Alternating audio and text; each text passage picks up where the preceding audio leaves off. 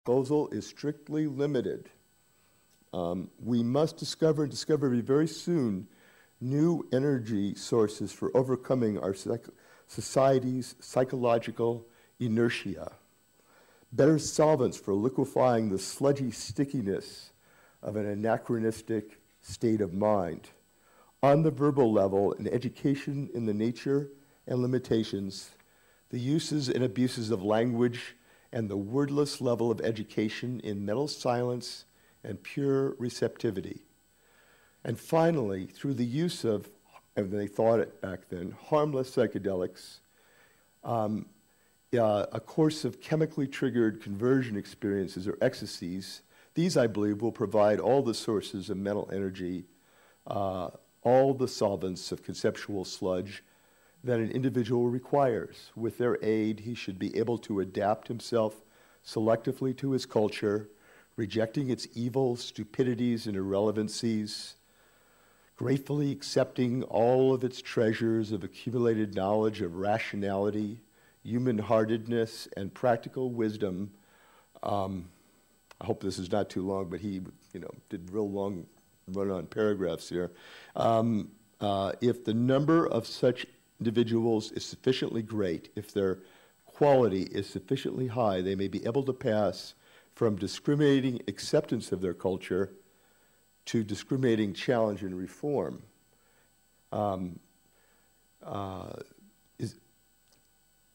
Is this a hopefully utopian dream? Remember, we started with utopia, right? Experiment could give us the answer, for the dream is pragmatic. The utopian hypothesis can be tested experimentally. And in these oppressive times, a little hope is no unwelcome visitant. So in those next 10 years, after Huxley wrote those words in 1963, the world did take that kind of experiment, and we found some things, we learned a lot of things. One of them is that psychedelics weren't as harmless as we thought they were. Like I said before, some people should never take them. Even people with very sturdy minds can occasionally have a difficult time with them. But we saw in that process also quite a bit of revelation and new ideas. The 60s was a breakthrough time. It was the time of the counterculture.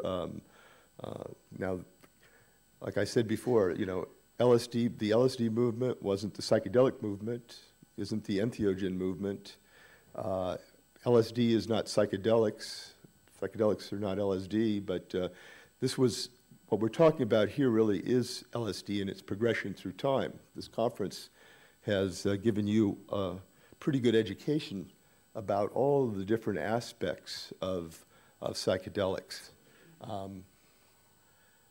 Now, Huxley was afraid that there would be this brave new world he'd written about in the 1930s. It's a book that actually became required reading for a lot of people in high school. And it was a scary vision. It was a vision not unlike people who live in the U.S. Feel is like happening right now,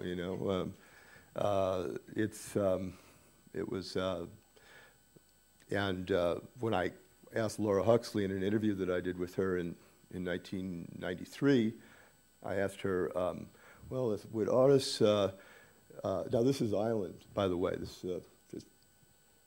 the Temple of Shiva from Ireland, but Huxley wrote another book called Ireland, which was his antidote to Brave New World.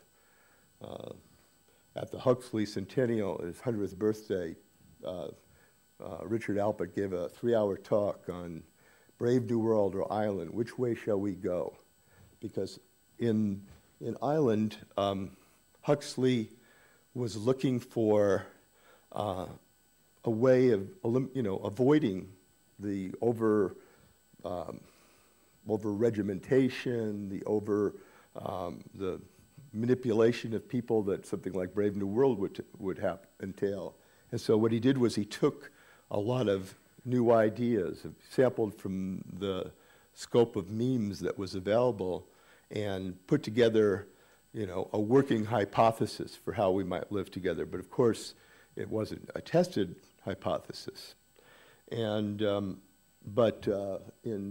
this is the Shiva temple where they would have rituals in the island, which was a mythical island in the South Pacific, which was started by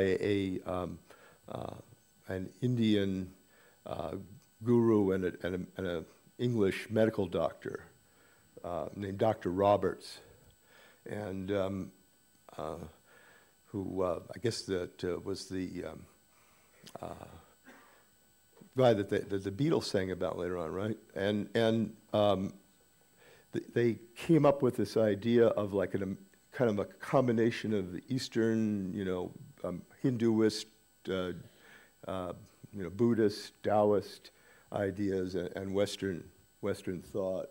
And they would have, right at these Shiva temples, they would have the rites of initiation into adulthood. Psychedelics were used, but they were used moderately. There was something in the novel called moksha medicine. Moksha means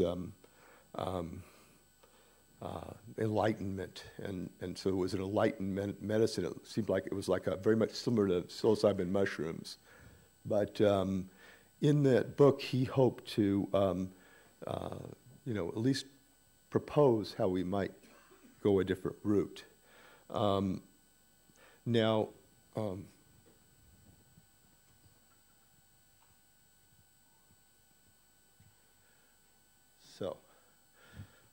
so in any event, basically I'd like to, you know, talk to you straight out. The basic idea that I'm trying to put out here is that we are, you know, just kind of a small family of people who, you know, maybe there was 3, 4, you know, 5 million people who took LSD through, you know, all of time in a world of 7 billion people, of exploding population. And we have to think about how what our best options are. Yeah, we're pursuing the idea of trying to, you know, change society's ideas about psychedelics. We've renamed them entheogens, you know, so that they no longer have the taboo psychedelic word. We try to rehabilitate them by making them only scientists use them, and they only use them for, you know, people who are really, you know, troubled. But in the United States, it hasn't worked very well. They try to do that with, you know, a variety of things, and they just have not had that great of success. Maybe 2 or 3 people have taken drugs in all these years, you know, and they've spent millions of dollars doing that. Now, what I'm saying is that there should be we should explore other options. And this group of people here, you know, represents, you know, subsection of a larger group of people who attend a lot of these kinds of events, who are very interested in psychedelics, and they might want to consider, you know, other kinds of projects where we try to find some place in another part of the world where we don't have to worry about legalities, and do practical experiments there with self-actualized, creative, intelligent people. That's what I call we call that the Island Sanctuary Project.